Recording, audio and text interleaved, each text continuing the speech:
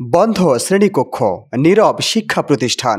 13ই October সোমবার সকাল থেকে সারা দেশে অনির্দিষ্টকালের কর্মবিরতি শুরু করেছেন এমপিওভুক্ত শিক্ষক কর্মচারীরা।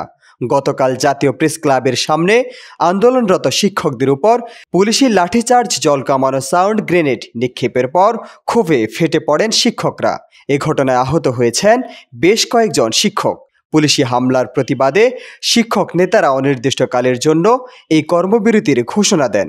দাবি আদায় না হওয়া পর্যন্ত লাগাতার কর্মসূচি চলবে এই প্রত্যয় নিয়ে শিক্ষকরা এখন কেন্দ্রীয় শহীদ মিনারে অবস্থান করছেন।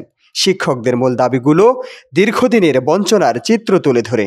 তাদের দাবি, মূল বেতনের 20% হারে বাড়ি ভাড়া, কমপক্ষে 1,500 টাকা চিকিৎসা ভাতা এবং কর্মচারীদের জন্য মূল বেতনের 75% উৎসব ভাতা নিশ্চিত করে অবিলম্বে প্রজ্ঞাপন জারি করতে হবে। বর্তমানে মাত্র 1,500 টাকা বাড়ি ভাড়া ও 500 টাকা চিকিৎসা ভাতা পেয়ে আসছেন তারা। জাতীয় নাগরিক পার্টিও কয়েকটি শিক্ষক সংগঠন আন্দোলনকারীদের প্রতি সংহতি জানিয়েছেন। নেতারা শিক্ষক কর্মচারীদের দাবি আদায় না হওয়া পর্যন্ত রাজপথ না ছাড়ার আহ্বান জানিয়েছেন। রাজধানী সহ দেশের অন্তত 30,000 এমপিওভুক্ত স্কুল, কলেজ, মাদ্রাসা ও কারিগরি প্রতিষ্ঠানের ক্লাস বন্ধ রয়েছে। দাবি মানা না হলে আন্দোলন আরও বিস্তৃত হবে বলে হুঁশিয়ারি দেন শিক্ষকরা। নিউজ ডেস্ক, জয় জয় দিন।